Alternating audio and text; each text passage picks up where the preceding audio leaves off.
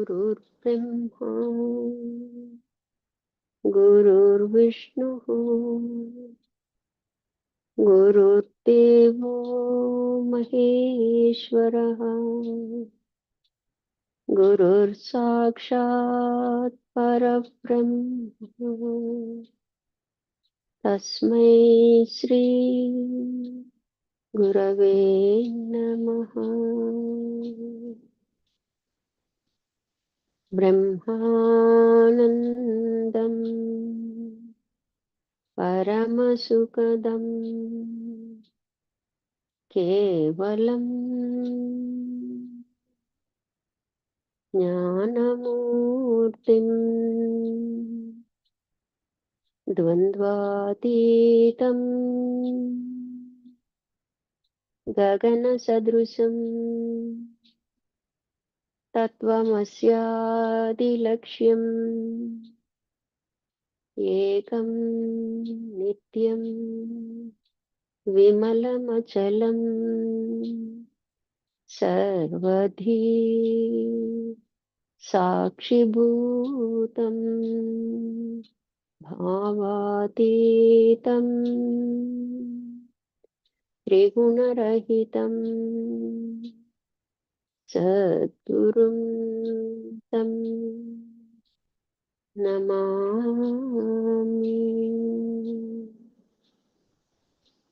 ॐ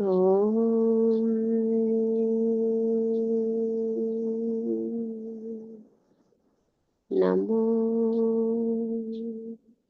ब्रह्मादिभ्यो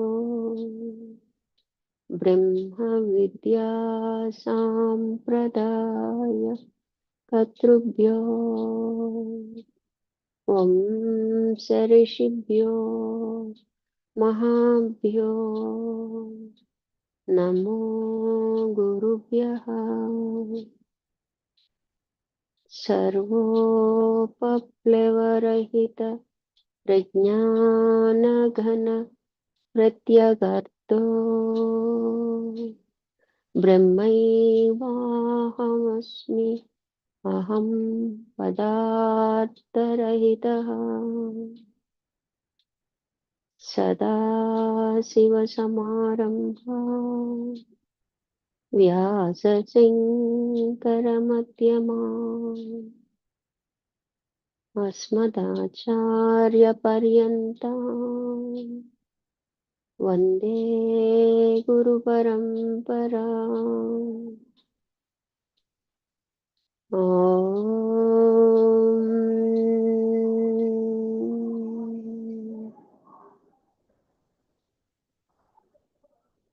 सहना भवतु सहनौ भुनक्तु सह वीर्यं करवावहै तेजस्विनावधीतमस्तु मा विद्विषावहै। ॐ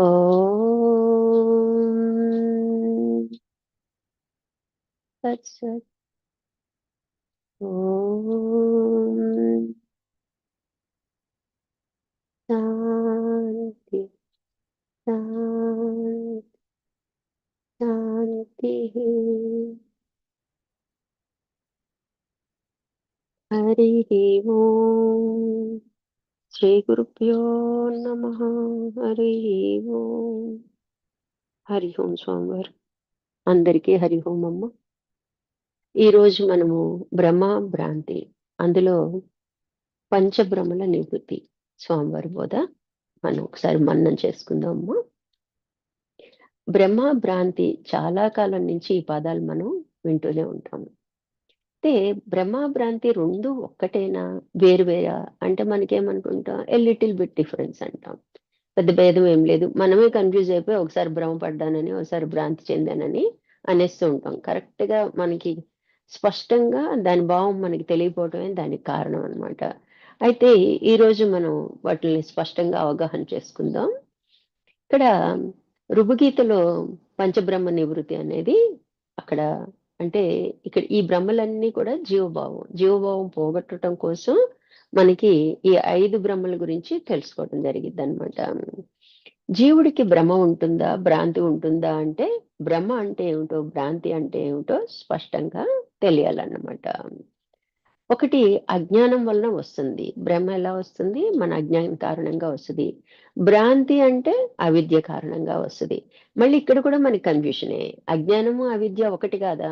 వాటి కారణంగానేగా మనం జీవుడిగా వ్యవహరిస్తున్నాం అనేది మనం చాలా క్లాసుల్లో మనం చెప్పుకుంటూ ఉంటాం. ఇది కూడా మనకి స్పష్టంగా తెలీదు. భ్రమ అంటే లేనిది ఉన్నట్లుగా. అక్కడ ఏదో ఉందని భ్రమపడ్డానంటాం అన్నమాట. అంటే జీవుడు, ఈశ్వరుడు వేరు అనిపించడం. అక్కడ నిజానికి 2 లేనివి అయినప్పటికీ, ఎలాగో నేను సాధన చేస్తున్నానుగా, నేనున్నాను కదా! అంటే నాకు ఈశ్వరుడు వేరుగా కనిపిస్తున్నాడు. అంటే స్పష్టంగా నేను జీవుడినని మనం అనుకోవాల్సిందే. ఇక్కడే తేలిపోద్దండి. మనం జీవుడిగా ఉన్నామో, ఈశ్వరుడుగా ఉన్నామో అంటే 99% మనకు అర్థమైపోద్దనమాట. మన సాధన ఎంత గొప్పగా చేశామో. అంటే భ్రాంతి అంటే లేనిది ఉన్నట్లుగా. ఇది కూడా లేనిది ఉన్నట్లుగానే ఉంటది. అయితే ఏంటంట మనోబుద్ధులకు ఈశ్వరుడు తెలియబడటం లేదు. ఉన్నాడు, ఉన్నాడు అంటాం. నిజంగా భక్తి ఉంటే గదా! ఆయన సాక్షాత్కారం కలిగిద్ది. అంతఃకరణ శుద్ధి ఉండాలి. మనం ఎన్నో సాధనలు చేస్తే తప్ప ఆయన్ని మనం దర్శించలేము. అంటే అలా అని లేదనగలమా? అమ్మో! ఏం జరిగిపోద్దో ఉన్నాడు. ఎందుకంటే మన పెద్దలు చెప్పారు. చిన్నప్పటి నుంచి మనం వింటూ ఉంటాం అన్నమాట. అంటే మనకి ఇక్కడ భ్రాంతికి లోనవుతా ఉంటాం అన్నమాట. ఈశ్వరుడు ఉన్నాడనే అంటూ ఉంటాం అన్నమాట. కానీ మన మనసుకి, బుద్ధికి మటికి తెలియట్లేదన్నమాట. అవునన్నదంతా మిథ్యా స్వరూపం. అంటే దేన్ని అవునంటాం మనము? మన కంటికి కనిపించే ప్రపంచం, జగత్తు. ఇదంతా గూడా నిజంగా ఉందా? మిథ్యా స్వరూపం. కాదన్నదంతా మాయా స్వరూపం. ఏది కాదంటున్నాం మనం? ఏమో స్వర్గం ఉందో లేదో నాకేం తెలుసు. బ్రహ్మాండం ఉందో లేదో నాకేం తెలుసు అనుకుంటాం. ఇదంతా కూడా మాయా స్వరూపం. మాయ అంటే ఏంటండి? లేకనే ఉన్నట్లు తోపింపజేస్తది. అంటే సింపుల్‌గా జీవుడు గాని, ఈశ్వరుడు గాని ఉన్నారా అంటే లేరు. లేకనే ఉన్నట్లు మనకి తోస్తది. అందుకే మనం చేసే కర్మలు గాని, ఏ వ్యవహారమైనా గూడా ఈ భ్రాంతిలోనే, ఈ భ్రమల్లోనే కొట్టుకుపోతూ ఉంటాం అన్నమాట. ఇది ఎప్పుడైతే తెలుసుకుంటామో, మనకి ఆటోమేటిక్‌గా ఫలితం పట్ల మనకి ఏమీ ఆశ ఉండదనమాట. ఎందుకంటే, లేదులే గదా! ఏదో కొన్ని కర్మలు, సంస్కారాలు ఉన్నాయని అనుకోవటం వలన మళ్ళీ జన్మ తీసుకోవాల్సొచ్చింది. వాటిని రద్దు చేసుకుంటే మళ్ళీ ఆ బాధ ఉండదు కదా! అన్న భావన మనకి స్పష్టంగా తెలుస్తూ ఉంటదనమాట. అది తెలుస్తున్నప్పుడు మనం ఇన్వాల్వ్‌మెంట్ ఉండదు. ఇంకో ప్లస్ పాయింట్ ఏంటి మనకి సంగతం ఉండదనమాట. ఇట్లా మనం జాగ్రత్తగా వ్యవహరించవచ్చు. బ్రహ్మంటే ఏమో జీవుడు, భ్రాంతి అంటే ఏమో ఈశ్వరుడు. బాగా గుర్తుపెట్టుకోండి. పంచబ్రహ్మ నివర్తి. మనం ఇంకా ఎలా గుర్తుపెట్టుకోవాలంటే, పంచబ్రహ్మ నివృత్తి ఎవరికి జరిగిద్ది? జీవుడికే. జీవుడికే భ్రమ కలిగిద్ది కాబట్టి 5 రకాల భ్రమలు కలుగుతాయి కాబట్టి వాటిని నివృత్తి చేసుకుంటున్నాం. అంటే లేకుండా చేసుకుంటున్నాం. అప్పుడు నాకు ఈశ్వరుడికి భేదం లేదు. ఇద్దరము అభిన్నులము అని మనకి బోధపడటం కోసం అన్నమాట. కాబట్టి జీవుడంటే బ్రహ్మ. పంచబ్రహ్మ నివృత్తి ఈక్వల్ జీవుడన్నమాట. జీవభావం పోగొట్టుకోవటానికి. భ్రాంతి అంటే ఈశ్వరుడు. అది పెద్ద స్థితి గదండీ! ముందు మనం ఇది దాటితే వెస్ట్‌ని దాటితే అప్పుడు సమిష్టి వ్యవహారం అన్నమాట. అప్పుడు దాని గురించి ఆలోచించాలి. ఇప్పుడు భ్రమల గురించి ఆలోచిస్తున్నాం కాబట్టి ఎన్ని రకాల భ్రమలున్నాయి అంటే 5 రకాలున్నాయి. 5ని రద్దు చేసుకున్నట్లయితే ఆయనకి నాకు భేదం లేదు అని నేను రూఢిగా నిర్ణయించుకుంటానన్నమాట. ఇక్కడ పంచభ్రమల గురించి తెలుసుకొని వాటిని అంటే భ్రమ, భయాన్ని జీవభావాన్ని మొత్తం ఎలా పోగొట్టుకోవాలో తెలుసుకుందాం. వీటి ద్వారా మన జీవభావము అంటే జీవభావం పోతే మనకేమొస్తదండి? ఈశ్వర భావం వస్తదనమాట. నేను ఈశ్వరుడిని అని గట్టిపడిద్దనమాట. అజ్ఞానం వలన ఏర్పడేవన్నీ కూడా భ్రమలే. మనకి అజ్ఞానంతో ఏర్పడేవన్నీ కూడా భ్రమలే. అవిద్య వలన భ్రాంతి కలిగిద్ది. అవిద్య అనేది సమిష్టి భాగం. అంటే విశ్వానికి మాట్లాడతారు అక్కడంతా. అది దైవతనానికి మాట్లాడతారు. కాబట్టి మనం ఇప్పుడు తెలుసుకోవాల్సిందేంటి? భ్రమ గురించే తెలుసుకోవాలి. భ్రాంతి గురించి ఇంకా ఇప్పట్లో మనకి ఛాన్స్ లేదు. అప్పుడు దైవం గురించి మనం ఆ స్థితికెళ్ళినప్పుడు, వెష్టికి సాక్షిగా ఉన్నప్పుడు, సమిష్టికి మనం ఎళ్ళినప్పుడు, అప్పుడు ఈశ్వరుడంటే ఏంటో మనకి అర్థమవుతదనమాట. అప్పుడు ఇంక అక్కడేం భ్రాంతులున్నాయో అయి పోగొట్టుకుంటాం అనమాట. ప్రెజెంట్ ఏంటంటే మొదటి భ్రమేంటి అంటే, జీవుడు, ఈశ్వరుడు వేరు వేరు అనుకోవటం మొట్టమొదటి భ్రమ. అంటే ఇక్కడ మనకి జీవేశ్వరో భిన్న రూపమితి ప్రాథమికో బ్రహ్మ అంటే జీవుడు ఈశ్వరుడు మనకి వేరుగా కనిపిస్తున్నాము. మనం ఎందుకు అంటే ఈ సృష్టి అంతా కూడా ఈశ్వరుడే చేశాడు. ఆయనే కర్మఫల ప్రదాత. ఆయనే మనకి ఏదైనా కోరుకుంటే ఇస్తాడు. మనకు కష్టం వచ్చినప్పుడు ఆయనే తీరుస్తాడు. ఆ ఉద్దేశంతోనే పూజలు వ్రతాలు అన్నీ కూడా చేస్తూ ఉంటాం. 99.9999% అందరం ఒప్పుకుంటాం ఈ విషయం కదండి. నేనే కోరిక లేకుండా నిష్కామంగా పూజలు చేస్తున్నానండి. ఆయన ఈశ్వరుడు కాబట్టి, గురువు అన్న ఈశ్వరుడు అన్న ఒకటే కాబట్టి నేను భక్తితో చేస్తున్నాను. నాకే కోరిక లేదండి అని ఎవరం కూడా అనలేము అనమాట. కాబట్టి జీవుడు ఈశ్వరుడు వేరు అనుకోవటం మొట్టమొదటి భ్రమ. మరి దీన్ని ఎలా పోగొట్టుకోవాలి? దీనికి ఒక ఉపాయం ఉండాలిగా. ఉపాయం కూడా వారే చెప్తున్నారనమాట. ఏంటంటే బింబ ప్రతిబింబ దర్శనేన భేద బ్రహ్మో నివృత్త. ఏంటి అంటే బింబ ప్రతిబింబ న్యాయాన్ని మనం బాగా అర్థం చేసుకున్నట్లయితే ఆటోమేటిక్ గా ఈ బ్రహ్మ నుంచి మనము బయటపడతాము. అంటే బింబ ప్రతిబింబం అనగానే మనకి ఏం గుర్తొస్తాయండి? ఫస్ట్ అద్దంలో మనం చూసుకుంటాం. మనం ఒరిజినల్, అందులో ప్రతిబింబం కనిపిస్తుంది. మనం బింబం అయితే అద్దంలో మనకి ప్రతిబింబంగా కనిపిస్తుంది. అయితే ఇక్కడ స్వామివారు మనకి ఏం చెప్తున్నారంటే జీవుడు ఈశ్వరుడి యొక్క ప్రతిబింబమే. ఏం చెప్పుకుంటున్నాం మనం? అంతటా వ్యాపకమై ఉంటాడు ఈశ్వరుడు. అక్కడ వ్యాపించటం అనకూడదండి, వ్యాపకం అంటాం అనమాట. చైతన్యం వ్యాపకత్వం అనమాట. అంతటా ఉన్నవాడు మనలో ఉండడా? ములుగుచ్చు సందు లేకుండా ఉంటది చైతన్యం అంటాం. అది అన్ని ఈశ్వర లక్షణాలేగా. అంటే ములుగుచ్చు సందు లేకుండా ఉంటే మరి మనం ఎక్కడి నుంచి ఉన్నాము? అందులోనే ఉన్నాం కదా. అంటే మనలో కూడా ఉన్నాడని ఖచ్చితంగా మనం ఒప్పుకోవాల్సిందే అన్నమాట. అయితే మనకి ఎలా తెలియబడుతుంది? ఆయన ఉంటేనే ఈ జడమైన దేహం నడపబడుతుంది. అంటే చైతన్య కారణంగా ఈ దేహం నడపబడుతుంది. ఎట్లా నడపబడుతుంది అంటే మన మన బుద్ధిలో రిఫ్లెక్షన్ అవుతుందన్నమాట. ఆ చైతన్యము మన బుద్ధి మీద ప్రతిఫలించబట్టి మనం ఈ సర్వ వ్యవహారాలు, ఈ విషయాలకు సంబంధించి మనకి సంబంధించిన వ్యవహారాలన్నీ కూడా మనము చేయగలుగుతున్నాం అన్నమాట. దాని ఆధారంగానే చేయగలుగుతున్నాము. అయితే ఇక్కడ ఈశ్వరుడు బింబము, జీవుడు ప్రతిబింబము. ఆకాశంలో సూర్యుడు ఉన్నాడండి. ఇంకా మనకి ఎగ్జాంపుల్ మనకి ఇంకా అర్థం కావటం కోసం ఆయన ఇంకా ఏం చెప్తున్నాడు? ఆకాశంలో సూర్యుడు ఉన్నాడు. ఎప్పుడైనా అండి మనకి ఇప్పుడు ఆత్మ అంటే మనకి తెలియబట్ల. మనలోనే ఉన్నాడు, మనం అదే అయి ఉన్నాం. ఆత్మ అన్నా, ఈశ్వరుడన్నా, మనకి చైతన్యం అన్నా, ప్రకాశం అన్నా, జ్ఞానం అన్నా అన్నీ ఒక్కటే కదండి. అవన్నీ కూడా ఆత్మకు సంబంధించినవే. అయితే మనకి మనలోనే ఉన్నాడు. మన కళ్ళ ముందే ఉన్నాడు. ఎదుటి జడమైన వ్యక్తి అయినా, జీవులైనా కదలిక కారణం అతనే అయి ఉన్నాడు. కానీ మనకేంటి గుర్తించలేకపోతున్నాం కదా! గుర్తించాలి అంటే కొంత సాధన అవసరం. మన మీద మట్టేసేసుకున్నాం. ఒరిజినల్ రూపం మనకు కనిపించట్లేదు. ఎప్పుడైతే క్లీనప్ అయిపోయిందో అంతఃకరణ క్లీన్ అయిపోయిందో ఆటోమేటిక్‌గా దాని మీద ప్రతిఫలించే చైతన్యం యొక్క ప్రకాశాన్ని మనము స్వయంగా దర్శించగలుగుతాం అన్నమాట. అలాగే మనకి కనిపించట్లేదు గాబట్టి మరి ఎలా అర్థమైద్ది? మనసుకి, బుద్ధికి అందట్లేదు ఎంత చెప్తున్నా గూడా. మాటల రూపంలో చెప్పినా, ఎలా చెప్పినా అర్థం గాట్లేదు. అందుకని ఏం చేస్తారు? కనిపించేదాన్ని ఎగ్జాంపుల్‌గా చెప్తారనమాట. యాక్చువల్‌గా సూర్యుడు ఆ చైతన్యం యొక్క ఆధారంగానే ప్రకాశిస్తున్నాడు. అయితే ఈ పిండ బ్రహ్మాండాలకి అతనే అధిష్టానంగా పనిచేస్తున్నాడు. మన కంటికి కనిపిస్తున్నాడుగా కాబట్టి సూర్యుడు ఉన్నాడా అంటే ఉన్నాడనే చెప్తాం. అందరికీ ప్రకాశాన్ని ఇస్తున్నాడు కాబట్టి అతను దైవంతో సమానంగా పూజిస్తున్నాం. ఎందుకంటే మనలాగా అతనికి వికారాలు లేవు. నీ మీద ప్రేమ ఉంది, నీ మీదే నేను ఎండ కురుస్తాను. లేకపోతే వాళ్ళ మీద కోపం ఉంది, నేను ఉండదు. ఇది మురికి కాలువ నేను చేయను. ఇక్కడ సముద్రంలో ఉంటాను. లేతే నదుల్లో ఉంటాను ఎండ అని అన్నాడు గదా! అతను సర్వసాక్షి. సర్వసాక్షికి బెస్ట్ ఎగ్జాంపుల్ ఏంటి అంటే సూర్యుడే అన్నమాట. అది మనందరికీ అర్థమవుతుంది స్పష్టంగా. అతనేమి ను రాగద్వేషాలకు లోనవడు. నేను చేయనండి. అతని పని అతను చేసుకొని ఎళ్ళిపోతాడు అతని టైం అయిన తర్వాత. ఇట్లా ఆకాశంలో సూర్యుడనేది అంటే ఫ్రమ్ నోన్ టు మనకి ఏదైతే తెలియబడుతుందో దాన్ని చూపించి ఇలా ఉంటది. హ్మ్. లక్షణాలు ఇలా ఉంటాయి. అంటే మనం అర్థం చేసుకోవటానికి అన్నమాట. From known to unknown. Unknown ఏంటి? ఆత్మ, ఈశ్వరుడు.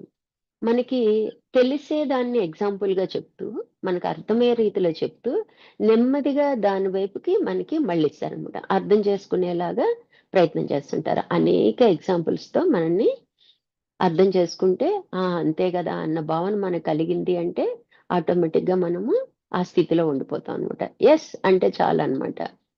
ఆటోమేటిక్‌గా మనం ఇంక స్థితి మారిపోయినట్టే అనమాట. ఆకాశంలో సూర్యుడున్నాడు. కుండలో నీళ్ళలో ప్రతిఫలం ఉంది.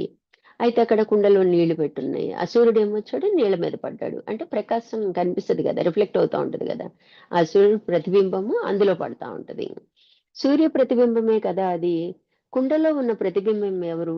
జీవుడు అనుకుందాం. ఇప్పుడు అందుకే మనల్ని కుండతో పోలుస్తారనమాట. జీవుడు అనంగానే కుండ. కుండ పగలేసావా అని అడుగుతుంటారనమాట. అంటే ఆకాశంలో సూర్యుడు, అక్కడ కుండలో నీళ్లున్నాయి. దాని మీద రిఫ్లెక్ట్ అయ్యాడు. అంటే ప్రతిబింబించాడు. ఆ ప్రతిబింబం నువ్వు అని మనకి చెప్తున్నారనమాట. మనం అందరం జీవులం కదా! అందుకని నువ్వు ఆ ప్రతిబింబము అని చెప్తున్నారనమాట. ఆకాశంలో ఉన్న సూర్యుడినేమనాలి? ఈశ్వరుడు. ఎందుకంటే ఆయన ప్రతిఫలనమే ఈ నీళ్ళలో పడింది. ఆ నీళ్లు మన బుద్ధి అనుకుందాం. మన శరీరంలో. అంటే ఈ కుండలో ఉన్న నీళ్ళలో ప్రతిబింబం అని అందరం ఒప్పుకుంటాం. కుండలో సూర్యుడొచ్చి చేరాడంటామా? ఒప్పుకుంటాం. అలా ఎలా కుదిరిద్దంటాం. అతను కొంచెం తీక్షణంగా చూస్తేనే మనం తట్టుకోలేం సమ్మర్‌లో. అలాంటిది ఇంకా మన ఎదురుంగా కుండలో వచ్చాడంటే మనం అసలే తట్టుకోలేం అనమాట. అంటే ప్రతిబింబం అని అందరం యాక్సెప్ట్ చేస్తాం. అప్పుడు ఇది ప్రతిబింబం అయినప్పుడు బింబం ఏది? పైనున్న సూర్యుడు. అలాగే ఈశ్వరుడు బింబమైతే జీవుడు ప్రతిబింబము అని అర్థం చేసుకోవాలన్నమాట. ఈశ్వరుడే మనం పరమాత్మగా కూడా కొలుస్తుంటాం అన్నమాట. మరి గోడ మీద ఉన్న వెలుగేంటి? ఏమైందండి? గోడవారుగా కుండ పెట్టాము. సూర్యుడు వచ్చి నీళ్ళలో పడ్డాడు. అందులో ప్రతిఫలించాడు. ఈ ప్రతిఫలం కాంతి ఏమైందంటే రిఫ్లెక్ట్ అయ్యి గోడ మీద పడింది. గోడ కూడా మెరుస్తుంది. అంతే కదా! మన సూర్యకిరణాలు కిటికీలో నుంచి వస్తాయండి. అక్కడ ఏదైనా అద్దం పెట్టామండి. అది ఇల్లంతా రిఫ్లెక్ట్ అవుతుంటాయి కిరణాల రూపంలో.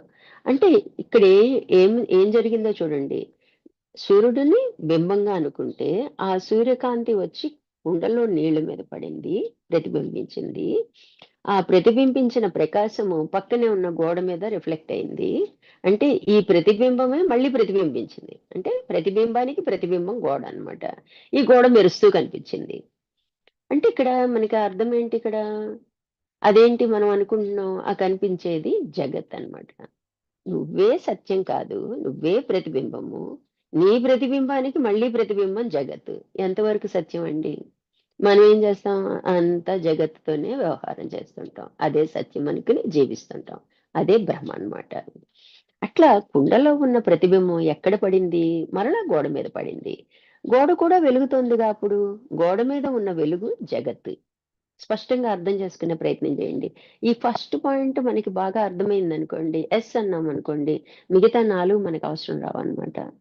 అంటే చెప్తారు గదా! ఇది అర్థం కాకపోతే పోనీ ఇదన్నా అర్థం చేసుకో. ఇది అర్థం కాకపోతే ఇదన్నా అర్థం చేసుకో అని. అట్లా మనకి ఇక్కడే జాగ్రత్తగా మనం అవగాహన చేసుకొని, మన మనసులో కలిగే ప్రతి ఆలోచనని కూడా నేను ఈశ్వరుడిగా చేస్తున్నానా? జీవుడిగా చేస్తున్నానా? అంటే బింబంగా చేస్తున్నానా? ప్రతిబింబంగా చేస్తున్నానా? అన్న ఆలోచన మనకు కలిగిందనుకోండి, మనం దాటేస్తాం అన్నమాట. అందుకని మన మనసు ఒప్పుకోదు. మనం ఎక్కడ జీవుడు, ఇక్కడ రాగద్వేషాలతో ఉంటాం. ఆయనెక్కడ పరమాత్మ, సర్వజ్ఞుడు. అందరికీ ఆయనే. నిజానికి అదే మనమై ఉండి కూడా ఏం చేస్తాము? అమ్మో! అది నేనా? కాదు. స్వామివారు నువ్వు బ్రహ్మవమ్మ అంటే సంతోషపడతాం ఎదురుంగా. మళ్ళీ ఇంటికి నేను బ్రహ్మనేంటి అనుకుంటాం అన్నమాట.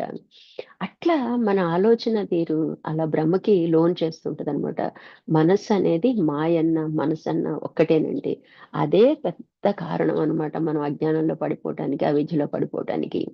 కాబట్టి కుండలో ఉన్న ప్రతిబింబం ఎక్కడ పడింది? మళ్ళీ గోడ మీద పడింది. ఆ గోడ కూడా వెలుగుతోందిప్పుడు. అంటే ఆ గోడ మీద ఉన్న వెలుగు జగత్తుగా అర్థం జేసుకోవాలి. అంటే ప్రతిబింబానికి ప్రతిబింబం. అంతే గదా! సూర్యుడు బింబమైతే ప్రతిబింబం నీళ్ళలో పడింది. అది జీవుడనుకుంటే, ఈ కుండల్లో రిఫ్లెక్షన్ మళ్ళీ పక్కనున్న గోడ మీద పడింది. అది జగత్తు. అంటే ప్రతిబింబానికి ప్రతిబింబం అన్నమాట. ఇప్పుడు నీ గొడవంతా ఏమిటి? జగత్తు కనపడుతుందనేగా. జగత్తు నాకు బాగా కనపడుతుందండి అంటాం. లేవంగానే ముందు అసలు మనం ముందు మన గురించి మనం ఆలోచించుకోమండి. వాళ్ళేమనుకుంటారు, వీళ్ళేమనుకుంటారు, తోటి వాళ్ళేమనుకుంటారు, పక్కనోళ్ళేమంటారు, ప్రపంచం ఏమనుకుంటది. ఈ ఆలోచనలతోనే మనం సగం పాడు చేసేసుకుంటాం అన్నమాట బుర్రని. పిల్లల్ని తిట్టేటప్పుడు కూడా అలాగే అనుకుంటాం, అలాగే వ్యవహరిస్తూ ఉంటాం. వాళ్ళేమనుకుంటారు, నువ్వేమనుకుంటావు ముందు ఆలోచించుకో.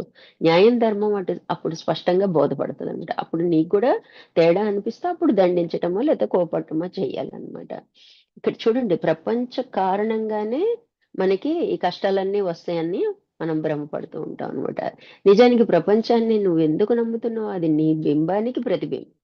నువ్వు లేకపోతే అది లేదు. అన్ ప్రతిబింబానికి ప్రతిబింబం. అసలు బింబం ఎక్కడో ఎగిరిపోయింది, పక్కనకి వెళ్ళిపోయాడు. మనకి మనోబుద్ధులకి అందట్లేదు. ఉన్నాడా అంటే ఉన్నాడంటాం. నువ్వు చూసావంటే చూడలేదంటాం. అంటే నమ్మలేని నిజం కింద మనం నమ్ముతూ ఉంటాం అనమాట ఈశ్వరుణ్ణి. అట్లా మనము గోడ మీద ఉన్న వెలుగుని జగత్తుగా స్వీకరిస్తున్నాము. గొడవంతా ఏమిటి, జగత్తు కనపడుతుందనేగా. జగత్తు నాకు బాగా కనపడుతుందండి అని చెప్తాం అనమాట.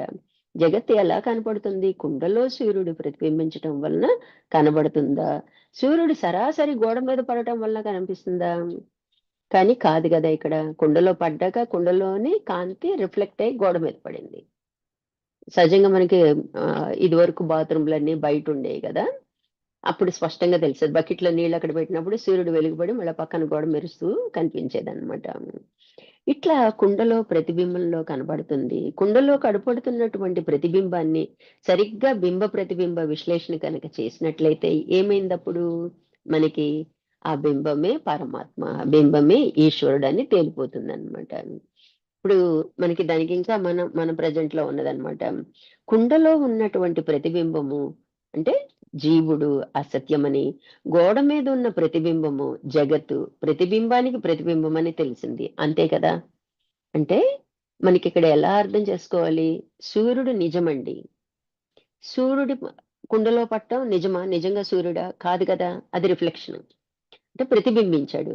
అంటే మనం ఏమనుకున్నా, సూర్యుడిని మనం ఈశ్వరుడితో పోల్చుకుంటే లేదా పరమాత్మతో పోల్చుకుంటే పరమాత్మకి ప్రతిబింబం జీవుడు. ఈ కుండలో నీళ్ళు సూర్యుడు ఎంత సత్యమో మనం కూడా అంతే సత్యం అన్నమాట. అంటే ఉన్నది ఈశ్వరుడే అని మనకి అక్కడే తేలిపోవాలన్నమాట. అక్కడే మనం టిక్ పెట్టేయాలి. ఇంకా అది చాలక మనం అంటాను చూడండి, ఏనుగు కానీ స్నానం చేసి మీద పోసుకుంటుంది అంటారు కదా దుమ్ము. అట్లా మనం ఏం చేస్తున్నాం, ఇంకా ఆ గోడ మీద ఏదో ప్రతిబింబిస్తే ఆ జగత్ సత్యమని ఇంకా భ్రమలకి లోనవుతూ ఉంటాం అన్నమాట. బింబ ప్రతిబింబ విశ్లేషణ కనుక చేసినట్లయితే ఏమైందప్పుడు, పరమాత్మే సత్యమని తేలింది, ఈశ్వరుడే సత్యమని తేలిపోయింది కదా. కుండలో ఉన్నటువంటి ప్రతిబింబం అసత్యమని అంటే జీవుడు అసత్యమని, గోడ మీద ఉన్న ప్రతిబింబము అంటే జగత్ ప్రతిబింబానికి ప్రతిబింబం అని తెలిసింది. అంతేనా కాదా? ఇప్పుడు ఈ పాయింట్ అందరికీ అర్థమైందండి. సూర్యుడు బింబం అయితే ఆయన ఈశ్వరుడు అని అనుకున్నాం. మనం ఈశ్వరుడు డైరెక్ట్ గా కనిపించడు కాబట్టి మనకు కనిపించే దాన్ని ఎగ్జాంపుల్ గా తీసుకొని అది మనం ఎనాలిసిస్ చేసుకొని నిర్ణయం తీసుకోవటానికి. సూర్యుడు బింబం అయితే కుండలో పడి ప్రతిబింబించాడు. అప్పుడు కుండలోది నిజంగా సూర్యుడా? కాదు కదా, అతని ప్రతిబింబము. అంటే అది అక్కడ పరమాత్మ అయితే ఇక్కడ జీవుడు. కాబట్టి ఈ ప్రతిబింబం సత్యమా అంటే లేదు. అసలు సత్యం ఎవరు? బింబ రూపంలో ఉన్న ఈశ్వరుడు. ఇది సరిపోక మనం ఏమంటున్నాము, మళ్ళీ గోడ మీద రిఫ్లెక్ట్ అయింది, వెలుగు రిఫ్లెక్ట్ అయింది, కొండలోని నీళ్లు కదిలేటప్పటికి గోడ మీద కాంతి పడింది. అంటే ప్రతిబింబానికి ప్రతిబింబం ప్రతిబింబించింది గోడ మీద. అది జగత్తు. అది సత్యమా అంటే, ఇప్పుడు ప్రతిబింబము అసత్యం అన్నప్పుడు ప్రతిబింబానికి ప్రతిబింబము అసత్యమే. ఈ రెండు లేనివే. ఉన్నదేంటి? బింబము సూర్యుడు. అంటే సూర్యుడిని ఎవరితో పోల్చాం? పరమాత్మతో పోల్చాం. అంటే పరమాత్మే సత్యం అని మనం అర్థం చేసుకోవాలన్నమాట. ఇప్పుడు జీవేశ్వరులు భిన్నులా అభిన్నులా? భిన్నులంటే వేరువేరుగా ఉన్నారు, అభిన్నులంటే ఒక్కటిగానే ఉన్నారు. అంటే బింబ ప్రతిబింబాలు వేరుగా లేవు. బింబము ప్రతిబింబము మనకి కనిపించాయంటే వేరుగా లేవు. బింబం ఒకటే సత్యము. ప్రతిబింబం అనేది అది ఎక్కడైనా నీళ్ళల్లో అయినా రిఫ్లెక్ట్ అవ్వచ్చు, అద్దంలో అయినా రిఫ్లెక్ట్ అవ్వచ్చు, లేదా ఏదైనా చెరువుల్లో కుండల్లో రిఫ్లెక్ట్ అవ్వచ్చు అన్నమాట. కాబట్టి బింబమే సత్యము. బింబం అంటే ఎవరు? ఈశ్వరుడు, పరమాత్మ అని స్పష్టంగా మనము తెలుసుకోవాలన్నమాట. ఇంకా మనకి అర్థం అవ్వలేదేమో అని స్వామివారు ఇంకో ఎగ్జాంపుల్ చెప్తున్నారు అనమాట. నువ్వు అద్దం ముందు నిలబడ్డావండి, ప్రతిబింబం. అద్దంలో ఏం కనిపిస్తుంది? మన ప్రతిబింబమే కనిపిస్తుంది. నీ ప్రతిబింబం కనబడుతుంది. అప్పుడు నువ్వు సత్యమా, నీ ప్రతిబింబం సత్యమా అంటే నేనే సత్యం అంటాం. మనం ఎలా చేస్తే అద్దంలో అలా చేస్తుంది కదా. అద్దంలో ఉన్న ప్రతిబింబం నువ్వు ఒక్కటేనా కాదా? ఒక్కటే. నేను నుంచోబట్టి నా బొమ్మ పడింది. ఎవరు నుంచుంటే అద్దం ముందు అది ప్రతిబింబిస్తది. అంటే 2 ఒక్కటే. నేను అద్దంలో నా రూపము ఒక్కటే. అంటే నా ప్రతిబింబము నేను ఒక్కటే. వేరే వాళ్ళు వచ్చారా? మనం నిలబడుంటే వేరే ఫేస్ కనిపిస్తదా? కనపడదు గదా! అక్కడేమన్నా రాలేదు కదా! అలా చూడాలి. అలా చూస్తే మొదటి భ్రమ పోతుంది. ది బెస్ట్ ఎగ్జాంపుల్ అన్నమాట. రోజు మనం అద్దం ముందు నిలబడకుండా ఏ పని జరగదు. అద్దం ముందు నిలబడినప్పుడు ఒక్కసారి ఇది మననం చేసుకోవాలి. నా ప్రతిబింబమే. అది నేను ఒకటే. కానీ అది సత్యమా? నేను సత్యమా? అంటే నేనే సత్యము. అంటే ఈశ్వరుడు, నేను, ఈశ్వరుడికి నేను ప్రతిబింబం. అంటే నేను అసత్యము. ఉన్నదెవరు? ఈశ్వరుడే. అంటే నాకు ఈశ్వరుడికి భేదం లేదు. నేను ఈశ్వరుడినే. నేను కంటికి కనిపించే ఈ నామరూపాత్మకం కాదు అని ఒకసారి అనుకోండి. ఎన్నిసార్లు అద్దంలో చూసుకుంటే అన్ని సార్లు అనుకోండి. తర్వాతే బొట్టు పెట్టుకుంటారో, రెడీ అవుతారో అది. అప్పుడు ఆ సాధన మనకి చాలా ప్లస్ పాయింట్ అయిందనమాట. అప్పుడు ఇంకా అసలు జగత్తు గురించి రాదండి. ఎందుకంటే ఇక్కడే తేలిపోయిందిగా సత్యం అని ప్రతిబింబం. ప్రతిబింబానికి ప్రతిబింబం గురించి ఇంకా ఆలోచించం అనమాట మనం.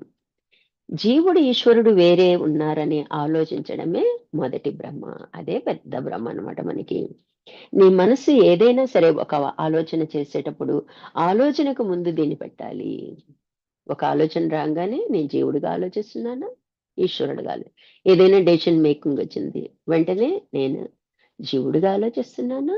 ఈశ్వరుడిగా ఆలోచిస్తున్నానా? అన్నది మనకి కొంచెం టైం కేటాయించి వితిన్ సెకండ్సేనండి. ఎంతో టైం కాదు. ఏదో మించిపోయినట్టు మన పనులేమి అక్కడ ఆగిపోతే ఏం కొంపలంటుకు పోవు. కాబట్టి మన విచారణ ఇక్కడ జరగాలనమాట. అప్పుడే జ్ఞాన మార్గంలో మనము స్పీడ్‌గా పైకెదుగుతాం అనమాట. ఆ ఆలోచన వెనకాల నేను జీవుడు, ఈశ్వరుడు వేరువేరుగా ఉన్నారని ఆలోచిస్తున్నానా? ఈ ఆలోచనని జీవుడు, ఈశ్వరుడు ఒక్కటిగానే ఉన్నారని ఆలోచిస్తున్నానా? అయినా నేను వేరని ఆలోచిస్తున్నానా? మీ ఇద్దరం ఒక్కటే. ఏదో కర్మఫలాలు తీర్చుకోవడానికి ఈ దేహం వచ్చింది. అంతే తప్ప నిజానికి నేను ఈశ్వరుడిని. ఎందుకని ఎలా ఎలా రూఢి చేసుకోవాలి అంటే, నేను నేను లేకపోతే ఈ రూపం లేదుగా, కదలదుగా. మరణంతో సమానమేగా, జడప్రాయమేగా. అంటే లోపల ఉన్న నేను నేననమాట. దాన్నే అహం అహం అని నువ్వు నువ్వు నువ్వు అని మనని గుర్తు చేస్తా ఉంటది. అది మనం చేసి పక్కన ఏం చేసుకున్నామంటే నామరూపాలు తగిలించి కారం కూడా తగిలించేసామంట అహంకారం. అహం అంటే నేను నేనని వస్తుంటది. దానికి ఏం చేసాం మనం? నామరూపాలు యాడ్ చేసేటప్పటికి అహంకారంగా మారిపోయింది. ఇప్పుడు ఆ నామరూపాలను రద్దు చేసుకోవడానికే ముప్పు తిప్పలు పడుతున్నాం. అవునా కదా అండి? అంటే జీవుడు, ఈశ్వరుడు ఒక్కడిగానే ఉన్నారని ఆలోచిస్తున్నామా? ఇలా ఆలోచిస్తే ది బెస్ట్ అన్నమాట. ఒక్కడిగానే ఉన్నారని ఆలోచించే పద్ధతిలో మాట్లాడేటప్పుడు జ్ఞానం. అంటే మనం జ్ఞానంతో మాట్లాడుతున్నామా? అజ్ఞానంతో మాట్లాడుతున్నామా? అంటే ఈ పాయింట్ దగ్గరే మనం రియలైజ్ అయిపోవాలన్నమాట. ఒక్కటిగానే ఉన్నారని ఆలోచించే పద్ధతిలో మాట్లాడేటప్పుడు జ్ఞానం. వేరుగా ఉన్నారని చూస్తే అజ్ఞానం. ఇప్పుడు మనం జ్ఞానంలో ఉన్నామా? అజ్ఞానంలో ఉన్నామా? 100% అజ్ఞానంలో ఉన్నాం. లేతే మనం ఇక్కడ ఉండేవాళ్ళం కాదనమాట. చాలా జాగ్రత్తగా అండి. చాలా జాగ్రత్తగా, చాలా మెళకువలతో చెప్తున్నారు. ఇక్కడే ఈ పాయింట్ దగ్గరే మనం రియలైజ్ అయితే మిగతా 4 పాయింట్ల అవసరం మనకి రాదండి. చాలా జాగ్రత్తగా ప్రతి ఆలోచనకు ముందు ఈ ఆలోచన రావాలి. నేను జీవుడినా? ఈశ్వరుడినా? జీవుడిగా ఆలోచిస్తున్నానా? ఈశ్వరుడిగా ఆలోచిస్తున్నానా? నేను ప్రతిబింబాన్ని. లేకపోతే నేను సత్యము. నన్నెవరో అన్నారు. కళ్ళమ్మట నీళ్లు నెత్తి మీద కుండబెట్టినట్టే అవమానం కింద ఫీల్ అవుతాం. ఎవరినైనా చూసినా పొరపాటున వాళ్ళు మనం చూడలేదు. ఇంకా దుఃఖం వచ్చేస్తుంది. మనం మనం విష్ చేసాం. వాళ్ళు విష్ చేయలేదు. వాళ్ళు ఏదో ధ్యాసలో ఉండొచ్చు. వేరే పనిలో ఉండొచ్చు. లేదా ఏదో ధ్యాసలో ఉంటే పట్టదు గదా మనకు కూడా. మనకి ఎంత అహంకారమో మనం మాట్లాడితే మాట్లాడట్లేదు అనుకుంటాం.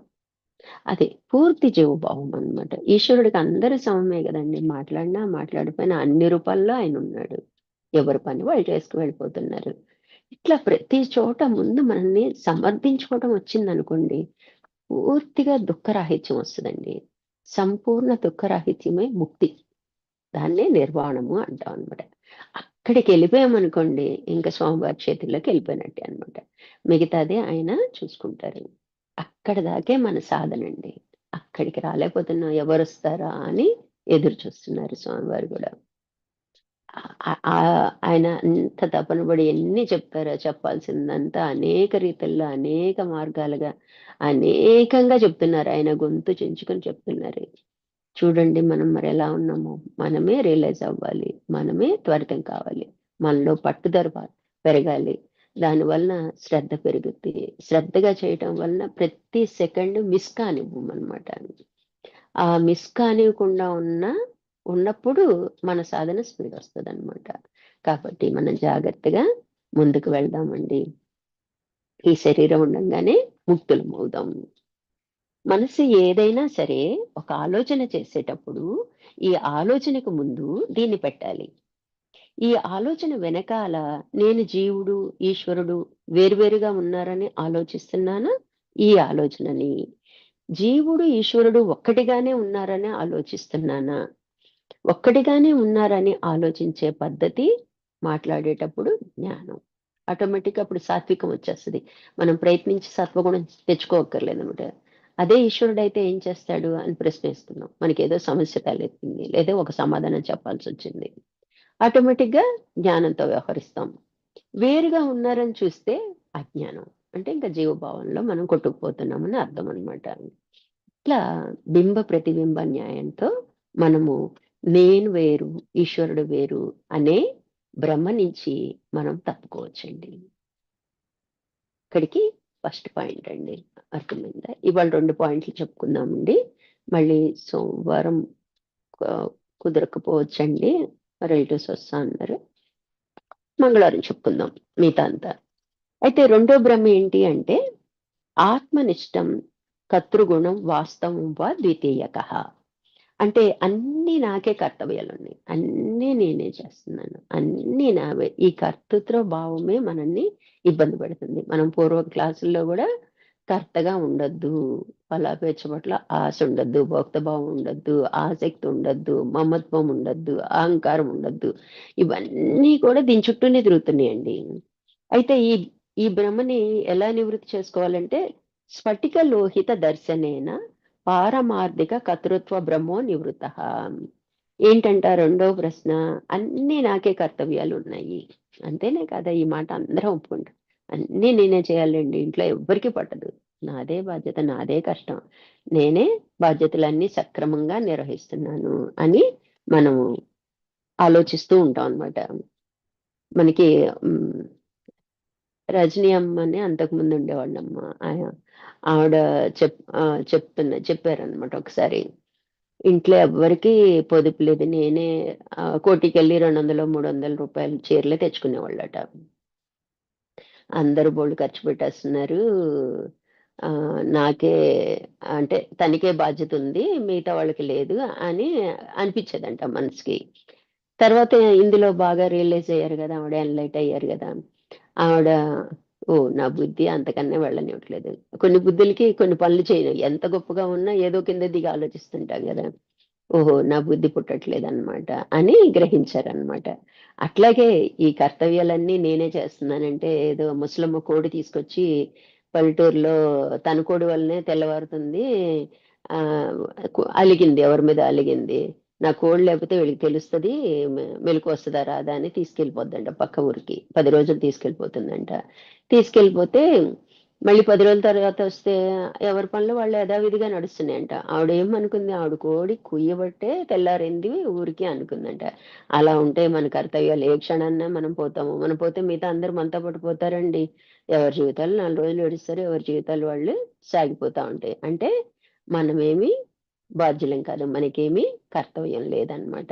మనం ఏదైతే ప్రారంధం తెచ్చుకున్నామో అది వ్యవహరిస్తాం గానీ మనమే మనకే అన్ని కర్తవ్యాలున్నాయి. మన వల్లనే ఈ ప్రపంచం నడుస్తుంది, ఈ ఇల్లు నడుస్తుంది. నా వల్లనే ఇంత వ్యక్తులు బాగుపడ్డారు. ఇవన్నీ గూడా భ్రమే అన్నమాట. మనందరిది గూడా భ్రమే అన్నమాట.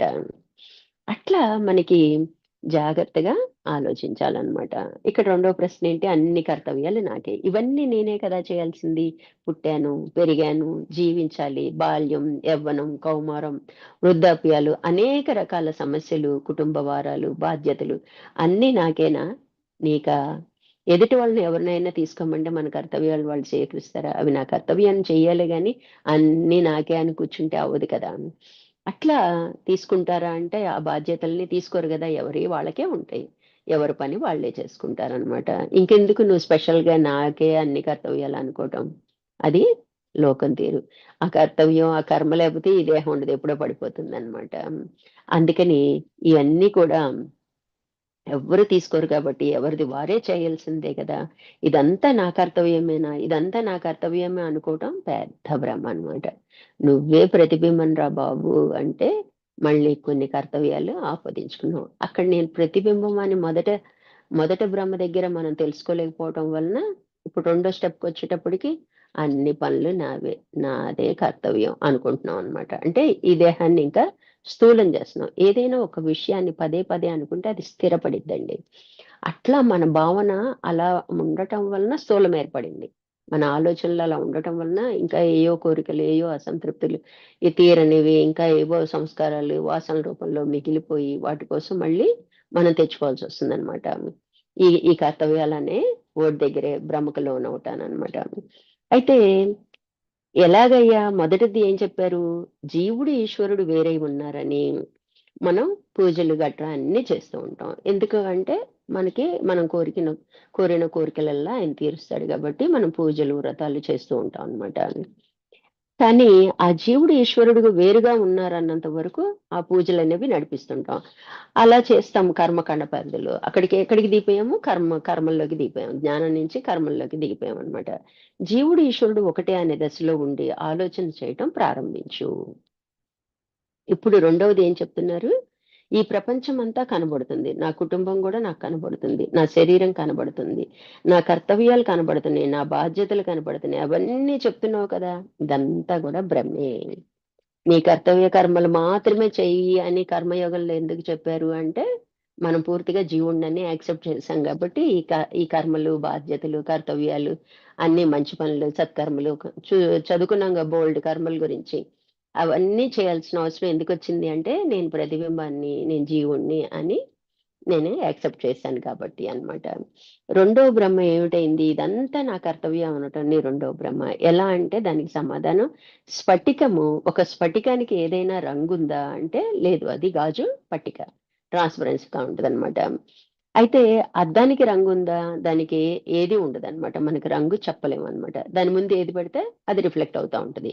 కానీ ఆ రంగుతో కనబడుతుందా లేదా? ఎలా కనబడుతుంది? ఒక రంగున్నటువంటి వస్తువును దాని పెట్టడం చేత ఒక ఎర్ర రంగున్నటువంటి వస్తువుని గాజు పటకం పక్కన పెట్టామనుకోండి, ఆ గాజు పటకం ఎలా కనబడింది? ఎర్రగా కనబడింది.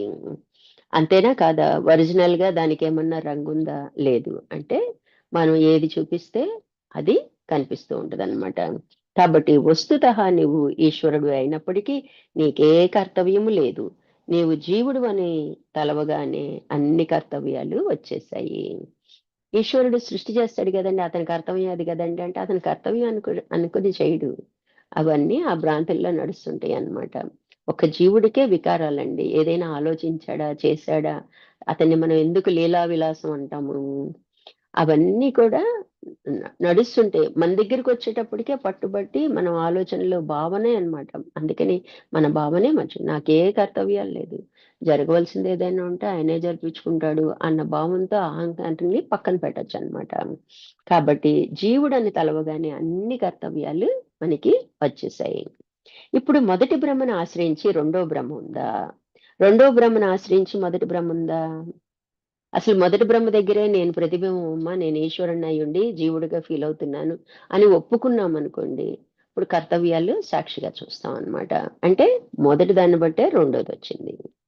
అంటే మనం ఇక్కడి నుంచి మన దగ్గర నుంచి ఆలోచిస్తున్నాం అనుకోండి, అప్పుడు కర్తవ్యాల గురించి రెండో బ్రహ్మ నుంచి మొదటి బ్రహ్మకెళ్తాం అన్నమాట. జీవుడు, ఈశ్వరుడు వేరుగా ఉన్నారనంగానే, జీవుడికి సంబంధించినవన్నీ నిన్ను చుట్టుముట్టేశాయి కర్తవ్యాలన్నీ. ఎప్పుడైతే నేను ఈశ్వరుడిని కాదు, నేను జీవుడిని అన్నానో, అన్ని కర్తవ్యాలు, అన్ని బాధ్యతలు మన చుట్టూ చేరిపోయినాయనమాట. ఉక్కిరిబిక్కిరైపోతుంటాం. లేచిన దగ్గర నుంచి ఈ పని చేయాలి, అమ్మో! ఇవాళ చాలా పనులున్నాయి అనుకుంటాం. ఇంక అట్లా మన మీద ఎన్నో వేసేసుకుంటూ ఉంటాం అనమాట. జీవుడు, ఈశ్వరుడుగా వేరుగా లేరు అనగానే ఏమైపోయింది? నాకే కర్తవ్యం లేదు. అంతా లీలా విలాసంగా జరిగింది. అంతా మాయా స్వరూపం, అంతా మిథ్యా స్వరూపం స్పష్టంగా మనకి తెలుస్తుంటదనమాట. తెలిసేటప్పటికి పలచబడిపోద్ది. భావన పలచబడిపోద్దనమాట. జరగవలసినయి జరుగుతాయి. ఎందుకంటే పూర్వ జన్మల్లో అనుకోబట్టి ఈ జన్మలో ఈ శరీరం వచ్చింది. అవి మనం లీల మాత్రంగా గుర్తించామనుకోండి, నేను ఈశ్వరుని అనుకున్నప్పుడు ఈ దేహంతో జరపబడే అన్నిటికీ సాక్షిగా ఉంటాను. లీలగా మనకి తెలుస్తుంటది. ఇప్పుడు మనలాగా ఇంత పని చేశాను, కష్టపడ్డానన్న ఫీలింగ్ రాదనమాట. అది దేహానికి సంబంధించిందిగా చూడటం జరిగిద్దనమాట. అలా ఎప్పుడైతే మన భావన మారిపోతుందో, జీవుడు అనేటప్పటికి బోలెడు ఆలోచనలు, ఒక్క 5 నిమిషాలు టైం ఇస్తే ఖాళీగా కూర్చున్నామంటే 100 ఆలోచనలు మన చుట్టుముట్టేస్తాయండి. అసలు ఎట్లా వస్తాయో ఆశ్చర్యం వేస్తదనమాట. అసలు ఆలోచనలే వద్దు మనకి అని మనం అనుకుంటాం. క్షణం గూడా ఆలోచించకుండా ఉండలేమనమాట. ఎప్పుడైతే నేను జీవుడిని, నేను శ్రీదేవిని అనుకున్నానో, నా ఆలోచనలు, నా మనస్సు నా చుట్టూ తిరుగుతుంటాయనమాట.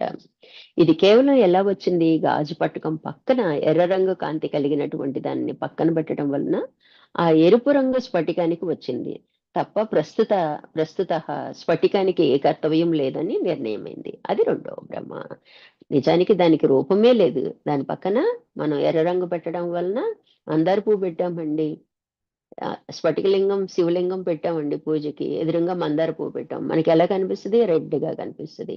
అంతే తప్ప నిజానికి దానికి ఏ రంగు లేదు. అలాగే నేను ప్రతిబింబం అయ్యుండి నేను జీవుడిని అనుకున్నానండి. ఈశ్వరుడి దగ్గర నేను జీవుడిని అనుకున్నాను. వెంటనే అన్ని కర్తవ్యాలు నా దగ్గరికి వచ్చేసాయన్నమాట. స్ఫటిక లోహిత దర్శనేన పారమార్థిక కర్తృత్వ బ్రహ్మో నివృతః. అదటండి సంగతి. నీకీ కర్తవ్యం ఎలా వచ్చిందట? నువ్వు ఏ కర్తవు? అసలు మన దగ్గర 3 ప్రయోజనాలున్నాయి. ఏదైనా పని చేసేటప్పుడు ఈ 3 ప్రయోజనాలు మనకు కలుగుతుంటాయన్నమాట. ఇవన్నీ పనులేగా, ఇందాక చెప్పిన బాధ్యతలన్నీ మన పనులే గదా! ఆ పనులన్నిటిని కూడా 3 ప్రయోజనాలతో చేస్తాం మనం. సహజంగా జీవభావం అన్నమాట ఇది. వ్యక్తిగత ప్రయోజనం ముందు నాకు ఆలోచించుకొని, నాకయిన తర్వాతే రెండో వాళ్ళ గురించి మనం ఆలోచిస్తాం అన్నమాట. తర్వాత నన్ను నేను చూసుకున్నాక సమాజం. మహాత్ములుంటారు. వాళ్ళని కూడా చూసుకోకుండా సమాజం కోసమే పాటుపడే వాళ్ళుంటారు. మనమైతే ఏం చేస్తాం? ముందు నాకేంటి లాభం? తర్వాత అప్పుడు ఏదైనా, ఎందుకంటే బాగా వచ్చిందనుకోండి, అప్పుడు దేవుడి కుండీలో ఇంతేస్తాను, గుడి కట్టించడానికో, లేకపోతే ఇంత అనాథలకి ఇంత హెల్ప్ చేస్తాననో, ఏదో రకంగా అప్పుడు సమాజం గురించి ఆలోచిస్తాం అన్నమాట. పారమార్థిక ప్రయోజనం. ఆ తర్వాత మనం ఆ ఉన్నత స్థితి గురించి, పరం గురించి ఆలోచించే ప్రయత్నం చేస్తాం అన్నమాట. కానీ మనం సాధ్యమైనంత వరకు అన్ని పనులు ఏ ప్రయోజనంతో చేస్తాం? వ్యక్తిగత ప్రయోజనంతోనే చేస్తాం. స్వామివారు కూడా స్పష్టంగా చెప్తున్నారు మన గురించి. ఆయన బాగా చదివేశారు. ఆయనకి మనం ఏం చెప్పక్కర్లేదన్నమాట. అది ఐ యామ్ కింగ్ అనిపించుకోవడానికి చేస్తామన్నమాట. నేనే గొప్పవాడిని. సంఘంలో ఏ పని చేసినా ఎవరో ఒకళ్ళు గుర్తించాలనుకుంటామండి. నేను గొప్పవాడిని అని ముందు నాకు ఫీలింగ్ వచ్చేస్తదనమాట. నన్ను బాగా ప్రపంచం అంతా గుర్తించాలి. నన్ను నా కుటుంబం గుర్తించాలి. కనీసం నన్ను నేనైనా గుర్తించాలి. నాకు సాటిస్ఫాక్షన్ అనమాట. కొంతమంది చెప్తూ ఉంటారు, "నువ్వేదో అనాలని కాదు, నా సాటిస్ఫాక్షన్ కోసం నేను చేసుకుంటున్నానంటారనమాట." ఇదేం పనిరా అంటే, నాకిష్టం. నన్ను నేను గుర్తించుకోవాలిగా, నన్ను నేను ప్రూవ్ చేసుకోవాలిగా. ఇట్లా గూడా ఉంటారు, వ్యవహరిస్తూ ఉంటారనమాట. వారెవ్వరూ గుర్తించకపోతే అది వ్యక్తిగత ప్రయోజనం. అంటే నాకు హ్యాపీ. నేను జేసుకున్నాను. నన్ను నేను గుర్తించుకున్నాను. నేనే నాకు హీరో అని. అది ఇంకొకటేంటి, సామాజిక ప్రయోజనం అంటే ఏంటి అంటే, మనం ఒక పెద్ద హారం కొనుక్కున్నామండి. 4,00,000, 5,00,000 పెట్టి. మెడలో వేసుకొని వెళ్ళాం ఫంక్షన్‌కి. వేరే వాళ్ళు బావుందనాలి. బావుందనకపోతే ఇంక ఇంత డబ్బు వేస్ట్ చేసేసాం అంతంగా. ఎవరికీ నచ్చలేనట్టుంది. ఎవరు అసలు చూసినట్టే లేరు అని ఫీల్ అయిపోతుంటాం. అదేదో సామాజిక, అంటే సమాజం మనం గుర్తించాలి, మనం పొగడాలని అనుకుంటూ ఉంటాం అన్నమాట. నువ్వేదన్నా ఒక పని చేస్తే పక్క వాళ్ళు చూసి బావుంది అనటం. ఎవరో ఒకరు, నువ్వు కాకుండా వేరే వాళ్ళు ఎవరైనా సరే అన్నమాట. నీకు నువ్వు అనుకుంటే వ్యక్తిగత ప్రయోజనం. వేరే వాళ్ళు గుర్తించి పొగిడితే సామాజిక ప్రయోజనం. నువ్వు సేవ చేశావండి. ఒక అనాథాశ్రమానికి వెళ్ళావు. సహాయం చేశావు. చేయగానే వాళ్ళేమన్నారు? దేవుళ్ళా వచ్చి కాపాడాడండి. సహాయం చేస్తున్నాడండి అన్నారు. ఇప్పుడు నిన్ను చూసారా? నీలో ఉన్న దేవుడిని చూసారా? నిజంగా ఆపదలో ఉన్నప్పుడు మనం రోడ్డు మీద మనకి తెలియనోళ్ళకి గాని చేస్తే, దేవుళ్ళా వచ్చి కాపాడాడండి అంటారు. ఆటోమేటిక్‌గా ఎందుకనో అదే వస్తది. మన నోట్లో నుంచైనా ఎవరైనా సాయం చేస్తే అలాగే వస్తది. అంటే మనలో దేవుడిని వాళ్ళు గుర్తించారనమాట. మనమేమనుకుంటాం, ఓహ్! నేను సాయం చేశాను, నన్నే దేవుడితో పోల్చారు అని జెప్పి అహంకారాన్ని పెంచేసుకుంటాం అనమాట. నిజానికి మనలో దేవుడున్నాడు. ఏంటి, ఏ రూపంలో ఉన్నాడు? జాలి, కరుణ, దయ రూపంలో ఉన్నాడనమాట. అయి ఏ వ్యక్తిలో ఉంటాయో అతని ఈక్వలెంట్ దైవమే అన్నమాట. అట్లా నువ్వు నిన్ను చూసారని నువ్వనుకున్నావు కాబట్టి, ఏమంటున్నావు? నీ అహంకారం అయింది. నన్ను చూసే నేను సాయం చేశాను. నా వల్లనే బతికాడు గదా! నేనే గదా చేశాను అన్నది వాళ్ళు దేవుళ్ళలాగా అని మనలో ఉన్న దైవత్వానికి వాళ్ళు దండం పెడితే మనం ఏమనుకున్నాం? నాకే పెట్టాడని అహంకారం వచ్చేసింది. అంటే నీలో ఉన్న దేవుణ్ణి చూసారనుకుంటే ఏమైంది?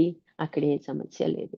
ఎప్పుడైతే మనం కర్తభావాన్ని వదిలిపెట్టేస్తామో, మనం మోక్షానికి దగ్గరవుతామండి. అల్టిమేట్‌గా, ఫైనల్‌గా మనం వదలాల్సిందే కర్తని, అహంకారాన్ని. అంతేనా కాదా? నేను అనాథలకి సాయం చేశానని అనుకోవచ్చా? ఈశ్వరుడు నాకీ అవకాశం కల్పించాడనుకోవచ్చా? ఇచ్చే చెయ్యి భగవంతుడు మనకిచ్చాడు అంటే అది ఈశ్వరుడు అనుగ్రహం అండి. మనం అడిగే స్టేజ్‌లో ఉండకూడదనమాట. మనం అలా ఫీల్ అవ్వాలి. ఎవరైనా చెయ్యి చాపి అడిగితే కసిరి కొట్టకూడదనమాట. మనం ఏం చేస్తాం? కసిరి కొట్టడమో, విసుక్కోవటమో ఏదో చేస్తాం. శుభ్రంగా ఉన్నాడు, ఎందుకు అడుక్కుంటాడు? ఏ పని చేసుకొని బతకచ్చు గదా!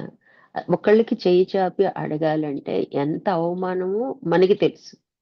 మరి అవతల వ్యక్తికి గూడా అదే ఉంటది కదా! మరి ఎటువంటి పరిస్థితుల్లో అతను అడుక్కోవాల్సొస్తుంది? అది ఆలోచించాలి. మోసం చేస్తారా?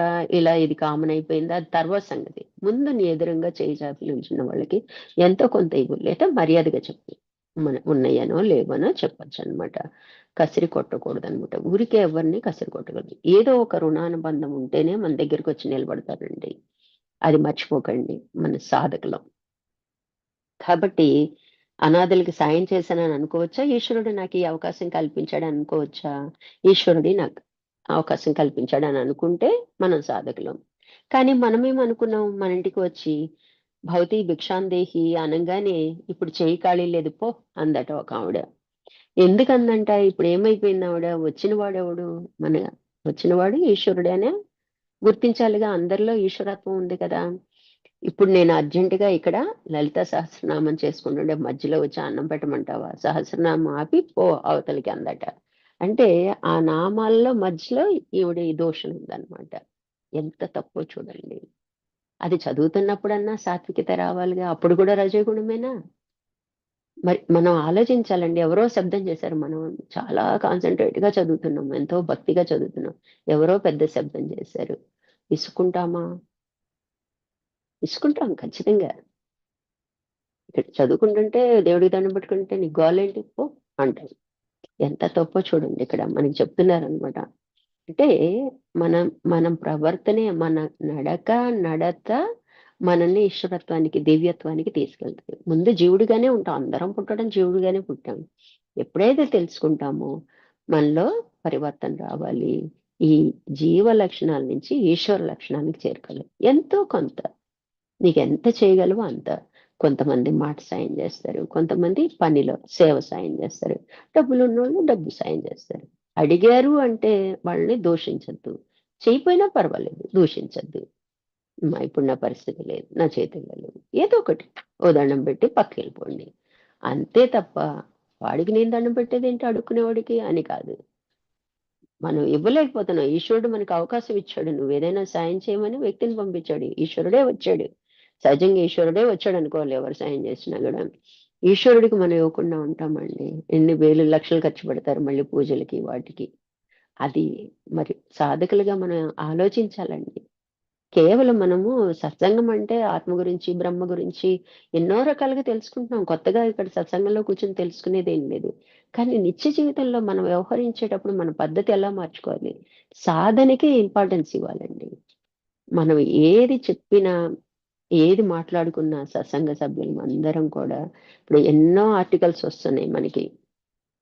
అందులో స్వామివారు చెప్పింది యాజ్ ఇట్ ఈస్‌గా చెప్తే దాన్నే ఓకే. అలా ఉండమంటున్నారు. అలా ఉండటానికి మనమేం ప్రయత్నం చేయాలి? సాధనగా ఒక్క వర్డ్ కలుపుదాం. అప్పుడే ఉపయోగం ఉంటదండి. అందరం విన్నయ్యే స్వామివారి బోధంటే ఒక్క నిమిషంలో 100 మంది జాయిన్ అయిపోతాం. ఆఖరి నిమిషంలో టక టక జాయిన్ అయిపోతాం. ఎవ్వరం వదిలిపెట్టం. అందరూ విన్నయ్యే. అందుకని ఏం చేయాలి? దాన్ని సాధనగా ఎలా మలుచుకున్నాం? నేను నా జీవితంలో ఎలా మలుచుకున్నాను? మనం ఎలా చేస్తే మనం ఈ పాయింట్ దగ్గర మనం సక్సెస్ అవుతాం? అలాగే ఆలోచించాలండి. అందరం ఆలోచించినప్పుడే మన నడకని మనము మార్చుకోగలుగుతాం అన్నమాట. కాబట్టి ఎదురుగుండా కనబడుతున్నటువంటి జీవులలో ఉన్నటువంటి ఈశ్వరుణ్ణి తెలుసుకున్నట్లయితే అప్పుడేమైంది? మనం చేసే అన్ని పనులు కూడా, అన్ని కర్తవ్యాలు కూడా ఏ ప్రయోజనంతో చేస్తాం ఇప్పుడు? పారమార్థిక ప్రయోజనంతో చేస్తాం. ఎదుటి వాళ్ళలో దైవ స్వరూపంగా భావించినప్పుడు భగవంతుడికి ప్రీతికరమైనది చేస్తామన్నమాట. అదే సరైన విధానం. అంటే మనమంతా ఏం చేస్తున్నామంటే ఏనుగు బొమ్మను నమ్ముతాం గాని ఏనుగుని నమ్మం అనమాట. అంటే అలా ఆర్టిఫిషియల్ చూడండి పూలు ఇప్పుడు తలలో అందరూ ఆర్టిఫిషియల్ పూలే. పెళ్ళిళ్ళు వచ్చాయని సరే అందరి తలలో మెరిసిపోతా ఉంటాయి. అలా ఇష్టపడుతున్నాం. ఒరిజినల్‌కి ఇష్టపడట్లేదు మనం ఏది. ప్రతి చోట ఆర్టిఫిషియలే. ప్రతి చోట ఇప్పుడు జుట్టు, కళ్ళు అన్నీ అవే. అన్నీ అవే తగిలించుకొని తిరుగుతున్నారు. అలా అయిపోయింది మన జీవితాలు. కానీ ఈ పారమార్థిక ప్రయోజనం, కర్తృత్వం ఎందువల్ల ఏర్పడింది నీకు? అంటే జీవుడు, ఈశ్వరుడు భిన్నం అనుకోనందువల్ల ఏర్పడింది. ఒక్కటే అనుకుంటే అందరిలో దేవుడిని చూస్తాండి. ముందు నేను దేవుడిని అని నాకు నేను అనుకుంటే రూఢిగా నిర్ణయం కాకపోవచ్చు. అనుకుంటే అంటే ఎందుకు అనుకోవాలి అంటే శాస్త్రం చెప్పింది. స్వామివారు చెప్పారు. సాక్షాత్తు వాళ్ళు పరబ్రహ్మ స్వరూపులు. వాళ్ళు చెప్పినప్పుడు కాదు అని డౌట్ ఎందుకుండాలి? నిజమే. నిజమే అనుకోబట్టే మనం సాధన చేస్తున్నాం. మనసు కారణంగానో, మనసు బలహీనం కారణంగానో, లేకపోతే మనకి మాయ కారణంగానో మనం నిలబడలేకపోతున్నాం. అంతే తప్ప మనం నమ్మబట్టే మనం సాధకులమయ్యాము. అది కొంచెం బలం చేకూర్చుకోవడానికే మన సత్సంగాలన్నమాట. కాబట్టి పారమార్థిక ప్రయోజనంతో చేస్తేనే చేసే విధానమే కరెక్టు. ఆ విధానమే సరైనది. ఎందుకంటే అందరిలో దైవాన్ని దర్శించే దృష్టి మనకొచ్చేస్తుంది. డైరెక్ట్ కనపడపోయినా మనం అనుకుంటాం ఏదైనా ఇప్పుడు నాన్ వెజ్ అలా తిన అది జీవరాశే కదా! అది కూడా జీవుడే గదా! అని అనుకుంటాం. అలాగే మనం అంతా ఉన్నది బ్రహ్మమే కదా! అంతా ఉన్నది ఈశ్వరుడే కదా! నాలో ఉన్నది అదే కదా! ఎదుటి వాళ్ళలో ఉంది. ఎందుకు అనవసరంగా ఈ మధ్య కాలంలో చూడండి హర్టింగ్, హర్టింగ్, హర్టింగ్. ఏ అసలు శుభ్రంగా వండుకొని తిని ఎంతో కష్టపడొస్తారు. హాయిగా జీవించొచ్చు కదా! టయానికి వండుకొని తినొచ్చు కదా! ఎందుకు కొట్లాట్లు, ఎందుకు చాడీలు, ఎందుకు దెబ్బలాటలు అసలు అర్థమే కాదనమాట. ఎంత హాయిగా ఉండొచ్చండి. ఆనంద స్వరూపులం గదా మనం. ప్రేమ స్వరూపులం. అందరినీ ప్రేమించొచ్చు. ప్రేమించడం అంటే కన్నా బుజ్జి అని అనక్కర్లేదు. ద్వేషం లేకపోతే అదే ప్రేమ. మనమేమి ఎక్స్‌ప్రెస్ చేయక్కర్లేదు. అట్లా మనము ఆలోచించే విధానం మనం మార్చుకోకపోతే ఎప్పటికీ సాధకుల్లాగే ఉండిపోతామండి. ఆ పేరుతో ఉండిపోతాం. నిజానికి సాధన చేయట్లేదని అర్థం అన్నమాట. కాబట్టి పారమార్థిక ప్రయోజనం, కర్తృత్వం ఎందువలన ఏర్పడింది నీకు అంటే, జీవుడు, ఈశ్వరుడు భిన్నం అనుకోవటం వలన ఏర్పడింది. జీవేశ్వరులు అభిన్నులు అనగానే ఈ పారమార్థిక ప్రయోజనం కూడా లేకుండా పోయింది. అంటే కర్త ఉన్నంత వరకు కర్తవ్యం ఉంటది. కర్త లేకుంటే చేసే జీవిత విధానాన్ని కనుక నీవు జీవించినట్లయితే ఏ కర్తవ్యము నీకు లేదు అని చెప్పడం దాని ఉద్దేశం. అంటే నువ్వే ఈశ్వరుడివి. అప్పుడు నీ కర్తవ్యాలు జీవుడికే కదా! కర్తవ్యాలు, బాధ్యతలు. ఈశ్వరుడికి లేవు కదా! అట్లా కర్తభావాన్ని కూడా ముందు అలా ఆలోచిస్తాము. తర్వాత స్థిరపడతాం అన్నమాట. ఇప్పుడు మనం ఏదైనా చేసేటప్పుడు వ్యక్తిగత ప్రయోజనాన్ని గాని, సామాజిక ప్రయోజనాన్ని గాని, పారమార్థిక ప్రయోజనాన్ని గాని, ఈ 3 ప్రయోజనాలు నువ్వెప్పుడైతే ఆశిస్తావో అప్పుడది కామిక కర్మ అవుతుంది. నిష్కామ కర్మ అవ్వదు. ఈ 3 పారమార్థికంగా కూడా ఏదో ఎదుటోళ్ళని మనం ఇంప్రెస్ చేసేయడం. చూసే దృష్టి మార్చుకోవాలి. అంతవరకే అది ఉపయోగించు. తర్వాత దాన్ని కూడా వదిలేయాల్సిందనమాట. ఏ కర్తవ్యం లేదు. ఇప్పుడేం ఆలోచిస్తున్నాం పారమార్థిక ప్రయోజనంతో నేను మాట్లాడాలి, నేను చెయ్యాలి, నేను దాన ధర్మాలు చేయాలి, వ్యవహరించాలి అనుకుంటున్నాం. అది సాధన. అది కూడా వదిలేసినప్పుడే మనకి కర్తవ్యం ఉండదనమాట. నిష్కామ కర్మ అంటే అర్థం ఏమిటంటే, కర్త లేకుండా చేయటమే నిష్కామ కర్మ అంటే. మనం ముందు క్లాసుల్లో 4 రకాలు చెప్పుకున్నాం. ఆసక్తి ఉండొద్దు, ఫలాపేక్ష ఉండొద్దు, మమత్వం ఉండొద్దు, అహంకారం ఉండొద్దు. ఇంకా అల్టిమేట్‌గా ఇక్కడ ఏం చెప్తున్నారు? కర్తభావం లేకపోతే ఇవన్నీ ఉండవండి అని చెప్తున్నారనమాట. కేవలం కర్మఫలాన్ని ఈశ్వరార్పణ భావంతో చేసినంత మాత్రాన అది లేకుండా పోదు. మనం ఎప్పుడు చేస్తున్నాం రామార్పణం, కృష్ణార్పణం అంటున్నాం. ఏ వ్యవహారం చేసినా ఏదైనా దాని ఫలితాన్ని ఆయనకి సమర్పిస్తున్నాం. అందులో కూడా అహం ఉంటదండి. చెప్తూ ఉంటారు స్వామివారు. ఏదో 1000 కలువలతో పూజ చేశాను ఇవాళ. ఇంత గొప్పగా చేశానండి అంత. అంటే అక్కడ కర్తభావం కనిపిస్తుందనమాట. అది నిష్కామ కర్మ అవ్వదు. కేవలము ఈశ్వర సమర్పణతో చేస్తే ఫలేచ్ఛ లేకుండా చేస్తేనే అయిపోవు. కర్తభావం ఉండదు. కర్త పొంచి ఉంటాడండి. ఏ మూలలో ఉంటాడనమాట మనం ఏం చేస్తున్నా గూడాను. అది లేకుండా పోదు. నేను చేసేవాడని అనుకున్నంత వరకు అది నిన్నే ఆశ్రయిస్తుంది. ఆటోమేటిక్గా నేను చేసేవాడిని ఉంటే మనల్నే పట్టుకుని ఉంటుంది, ఇంకోసారి చేయని మరల మరల చేస్తుంటది అనమాట. ప్రవృత్తి మార్గం అనమాట అది. కాబట్టి నేను చేయటం లేదు. జాగ్రత్తగా వినండి, సాధన పాయింట్ ఇది. అందరి యందున్న ఈశ్వరుడే నా చేత ఇలా చేసేట్టుగా ప్రేరేపిస్తున్నాడు. అందరిలో ఉన్న ఈశ్వరుడే ఇలా చేసే విధంగా ప్రేరేపిస్తున్నాడు. అందరి యందున్న ఈశ్వరుడే ఫలాన్ని అనుభవిస్తున్నాడు. అయిపోయింది, అక్కడితో గొడవ అయిపోయింది. నేను చేశాను, ఫలము ఏమీ లేదు. అందరిలో ఉన్న ఈశ్వరుడే ఇలా ప్రేరేపిస్తున్నాడు చేసేట్టు. అలాగే ఆ ఫలం కూడా అందరిలో ఉన్న ఈశ్వరుడే అనుభవిస్తున్నాడు. అది ఒప్పుకుంటాంగా, అందరిలో ఈశ్వరుడు ఉన్నాడు. దానికి మనకి ఎగ్జాంపుల్ అంతకుముందు ఒకసారి సోమవారు చెప్పారండి. ఇప్పుడు పెద్ద పెద్ద జబ్బులకి మందులు లేవు కదా. ఇప్పుడు కరోనాకి అందుకు మనకి తెలిసే ఒక 4-5 ఏళ్ల క్రితము మందులు లేవు. అలాగే కొన్ని క్యాన్సర్లకని వాటికని మందులు లేవు. అయితే సమిష్టి సంకల్పంలోకి వెళ్తుందంటండి. ఒక వ్యక్తి బలంగా అనుకుంటే అట్లా కొంతమంది అనుకుంటారు కదా, లేదా వాళ్ళు జబ్బు పడినోళ్ళు ఎలా అయినా సరే దీనికి మందొస్తే బాగుండు, మందొస్తే బాగుండు అని మనం అనిపిస్తా ఉంటది. అప్పుడు అది చేరవలసిన వాళ్ళకి చేరుతుందండి. అంటే ఇక్కడ మనం ఈశ్వరుడు ఉన్నాడని ఒప్పుకుంటామా? మరి ఎవరో వాళ్ళకి ఏ సంబంధం లేని వాళ్ళు ప్రిపేర్ చేస్తారు మందుని. ఏమి సంబంధం లేని వాళ్ళు లక్షల లక్షలు దానికి డొనేట్ చేస్తారు. అట్లా ఎక్స్పెరిమెంట్‌కే ఒక్క మందుకే 7 కోట్ల దాకా ఖర్చయిద్దంటండి. అందుకని ప్రైవేట్‌గా అమ్ముకోవటానికి పర్మిషన్ ఇస్తారట. ఆ తర్వాతే గవర్నమెంట్ హ్యాండ్ ఓవర్ చేసుకుంటదనమాట. అప్పుడు దాని రేట్లు అది కంట్రోల్ చేస్తదనమాట. ముందు మరి ఆ ఖర్చు పెట్టిన మనీ అంతా తిరిగి రావాలి గదా. అట్లా సమిష్టి సంకల్పానికి అంత బలం ఉంటదండి. అందుకే ధ్యానం చేసినా కూడా సమిష్టిగా చేయమని చెప్తుంటారనమాట. ఒకళ్ళది కొంచెం హెచ్చు తగ్గులున్నా కూడా అది అక్కడ ఆ పాజిటివ్ వేవ్సే తిరుగుతుంటాయి కాబట్టి ఆలోచన పరంపర లేకుండా స్థిరం ఏర్పడుతుందనమాట. అందరూ నామం చదువుతుంటారు లోపల. ఇట్లా మనకి అందరిలో ఉన్న ఈశ్వరుడే కోరుకున్నాడు. అందరిలో ఉన్న ఈశ్వరుడే కోరుకున్నాడు. అలాగే అందరిలో ఉన్న ఈశ్వరుడే దాని ఫలితాన్ని అనుభవించాడు. అంటే సాధన పాయింట్ అక్కడికి అది క్లోజ్ అయిపోతుందనమాట. ఇక్కడ వెస్ట్‌తో ఏమీ సంబంధం లేకుండా అయిపోతుంది. కాబట్టి చేయక ముందున్నది ఈశ్వరుడే, చేసిన తర్వాత ఉన్నది ఈశ్వరుడే. కోరుకున్నవాడు ఈశ్వరుడే. ఆ రూపంలో కోరుకున్నాడు, ఈ రూపంలో తీర్చాడు. అంతే తప్ప ఇక్కడ నాదేమీ లేదు.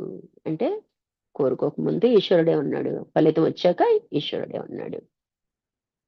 ఆ ఉన్నది ఎప్పుడు ఈశ్వరుడే. నేను లేనివాడిని. నిజానికి ఉన్నది ఈశ్వరుడు. నేనున్నానా అంటే నేను లేను. ఆయన లేకపోతే నేను లేనే లేను. ఎందుకంటే ఇక్కడ లేకనే ఈ శరీరం వచ్చింది. దీన్ని ఫినిష్ చేసుకోవాలంటే ఆయన అవసరం ఉంది.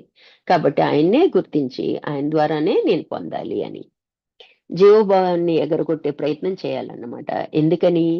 ఈ జీవుడనే కర్త ఎట్లా వచ్చాడిప్పుడు? స్ఫటికంలాగా ఉండే ఈశ్వరుడు పక్కన ఏదో ఒక రంగు వచ్చి పడిందనమాట. ఎర్ర రంగు పేపర్ పెడితే ఎర్రగా కనపడుతుంది. అంటే ఆ ఎర్ర రంగు పేపర్ లాంటోళ్ళం అనమాట మనం.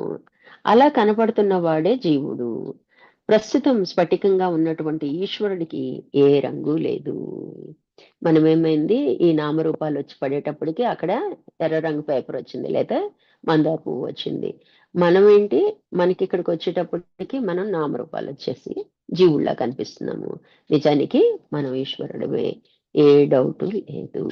అది మనము గుర్తించినట్లయితే ఇక్కడ రెండో బ్రహ్మ దగ్గర కూడా మనం ఆగిపోవచ్చండి. మన ముక్తిని పొందొచ్చు అన్నమాట. హరి ఓం.